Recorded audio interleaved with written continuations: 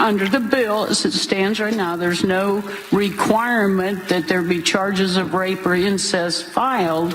However, they're asking for an abortion under this bill. We're saying we want some documentation of what occurred that justifies an abortion.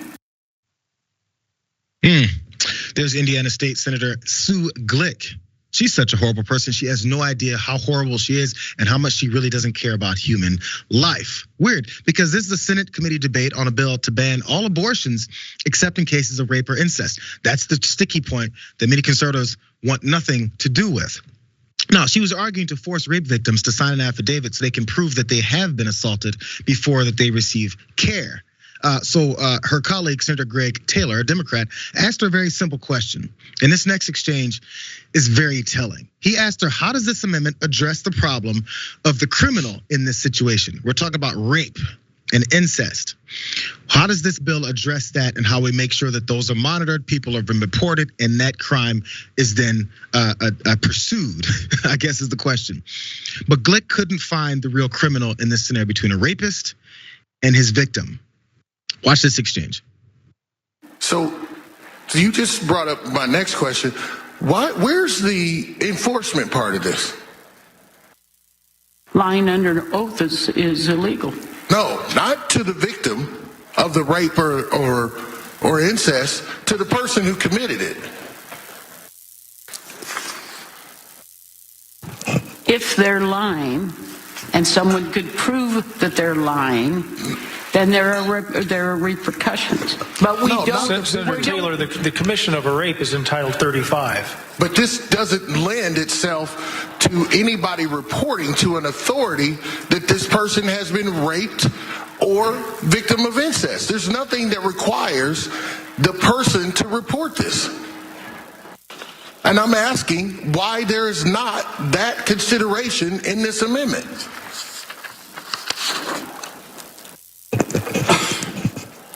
It's not required under this. If you want to amend the amendment, I guess that's up to you. In other words, I don't care. If you guys didn't follow that, he asked her 3 times, I believe, hey, what about the rapist? What part of this amendment has anything with addressing the rapist? And she kept going back to the victim of that rape or incest. Well, if she's lying, then she's gonna be busted under oath. Well, I mean, she's gotta get the affidavit. But that criminal, she can't separate that she believes a victim of a rape or an incest is the actual victim. That victim is actually the culprit. That's the way they're approaching legislating. That's why, again, really fast was this committee passed her amendment by 7-5 vote. The accompanying bill banning nearly all abortions was also later passed by the committee by another 7-5 vote. Lastly, another amendment passed by the committee would give rape or incest victims over 16 years of age 8 weeks to request an abortion. Victims who are under 16 years would have 12 weeks. That's what they decided after all of that was. Yeah, I just think you see where the priorities are for this government official. It's the real crime here is the person trying to obtain an abortion. Yep. Everything else is ancillary. Everything else is collateral damage. It's outside of the scope of what matters here. What matters is a woman who wants her bodily autonomy trying to obtain an abortion. We don't care about the other stuff. We're focused on abortions, rape, incest, whatever. Have at it. Go ahead. It's great. We love it. Obviously, she didn't go so far as to say that, but that seems to be your attitude when she couldn't even fathom that she couldn't understand the question. Like, yeah, what do you mean there's something else to consider? There's a person trying to get an abortion here. Like, what are you getting at?